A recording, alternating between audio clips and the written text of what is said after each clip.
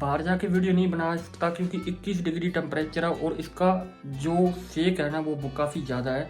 और आप देख सकते हैं काफ़ी हरियाली है जो वो हो चुकी है क्योंकि स्प्रिंग जो है वो शुरू हो गई थी। अभी समर आएगी, धीरे धीरे स्टार्ट हो गई है, ठीक है, क्योंकि आज काफ़ी ज़्यादा सनलाइट आ रही है और काफ़ी ज़्यादा इसकी हीट है। ये बात नहीं है, जैसी इंडिया में मैंने महसूस की है वैसी 45 पे महसूस की है, यहाँ पे 21 पे हो रही है दोस्तों, ये बात है। बाकी ये शीशा लगा है इसलिए हो रही है क्योंकि कमरे के अंदर फैन वगैरह नहीं है। ये मत सोचना मैंने झूठ बोल दिया। Hello guys, welcome back on YouTube channel guidance with Pradeep. तो आज की वीडियो में मैं कंपैरिजन करूंगा big city and small cities में cost of living as a student आपको कितनी पड़ती है।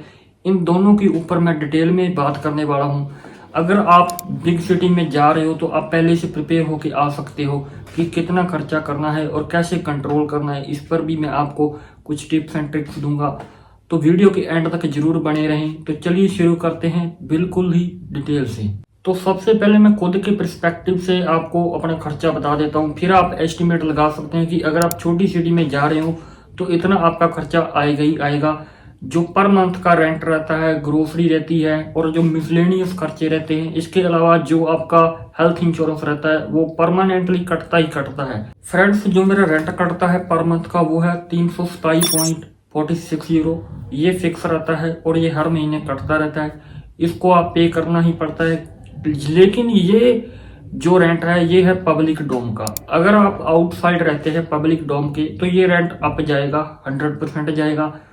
और यही चीज डिफरेंशिएट करती है जो दूसरे स्टूडेंट है और जो पब्लिक यूनिवर्सिटीज में पढ़ रहे हैं, रेंट। अगर आप पब्लिक यूनिवर्सिटी में एडमिशन हुआ है तो आपको जो स्टूडेंट एंड वर्क जो स्टूडेंट यूनियन होती है वहां पे आपको रहने के लिए परमिशन मिल जाती है क्योंकि आप पब्लिक स्टूडेंट हो, इसीलिए, ठीक है। तो वहां पे रेंट जो रहता है वो कम रहता है। पहला पॉइंट ये बनता है। दूसरा आता है हेल्थ इंश्योरेंस का। जैसा कि मैं शुरू में आया था सितंबर के मंथ में, तो उसमें टाइम पे क्या था, लगभग 126 यूरो कट रहा था, ठीक है। लेकिन वो बढ़ के हो गया है 139 यूरो, जो 23 एज वाले स्टूडेंट है उनके लिए। और जो उससे ऊपर रहते हैं, ठीक है, उनका वैसे वैसे जो इंश्योरेंस है वो बढ़ता जाता है, कटता जाता है, और ये पहुंच गया है 144-45 यूरो पे, और ये फिक्स है, ये कटना ही कटना है। तो अब आप लगा लीजिए 327 यानी कि 330 यूरो, और ये लगा लीजिए 140 यूरो, ठीक है। और इसके अलावा जैसे कि मिसलेनियस खर्चे हो गए, इधर उधर जाते हो, खाते हो, पीते हो थोड़े बहुत, तो वो 50 यूरो महीने के मान लो। और जो आपके पास सिम रहती है, जैसे आउटसाइड जाते हो तो वहां पे इंटरनेट नहीं रहता है, कई बार आपको सिम जरूरत होती है, ठीक है, तो उसका आप मान के चलो रिचार्ज हर मंथ का 20 यूरो का पड़ता है, और ये फिक्स रहता है 20 यूरो 30 यूरो। वो आपके ऊपर डिपेंड रहा है कि आप कौन सा पैकेज खरीद रहे हो, कितने जीबी आपको जरूरत रहती है। वैसे तो स्टूडेंट एंड वर्क जो रूम देता है वहां पे वाईफाई लगा रहता है और वो फ्री ऑफ कॉस्ट होता है, वो जो आपने रेंट भरा होता है उसके अंदर ही इंक्लूड रहता है। ये जो 3 टाइप के खर्चे हैं, जैसे रूम रेंट, हेल्थ इंश्योरेंस और जो मिसलेनियस खर्चे, प्लस अपना फोन का रिचार्ज करते हो आप।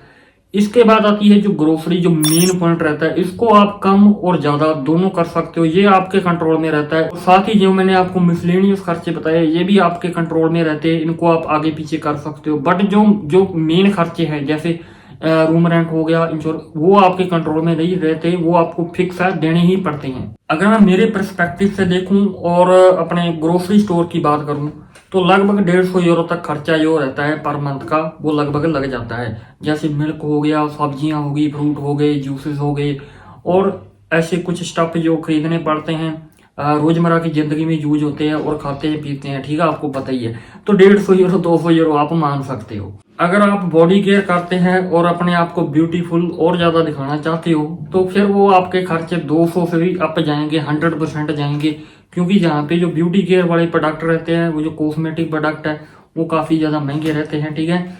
तो डिपेंड करता है कि आप कितना खर्चा करते हो। मैंने आपको एस्टिमेशन दे दिया, ठीक है। तो इन तीनों चारों जो खर्चे हैं इनका मिला के मेरा जो एस्टिमेट बनता है वो लगभग है 620 यूरो तक, ठीक है। और फिर आता है अपने पास कि ये है स्मॉल सिटी का। क्यों? क्योंकि मैं रहता हूँ छोटी सिटी में, तो 600 से लेके 650 यूरो तक ये जो एक्सपेंसेस है ये स्मॉल सिटीज का है। तो आप खुद ही एस्टिमेट कर लीजिए कि 600 650 यूरो छोटी सिटी में रहने का खर्चा है। अब मैं कंपैरिजन करता हूँ बड़ी सिटी का, ठीक है। इसमें क्या रहता है कि यहाँ पे सबसे बड़ा जो डिफरेंस रहता है वो रहता है आपका रूम रेंट, जो कि 400 से ऊपर ही रहेगा ज़्यादातर, ठीक है। लेकिन अगर आप स्टूडेंट हैं पब्लिक यूनिवर्सिटी के और बड़ी सिटी में रह रहे हैं तो भी आई थिंक 400 तक मिनिमम रहने वाला है, 300-400 के बीच, क्योंकि 200 से नीचे नहीं जाएगा।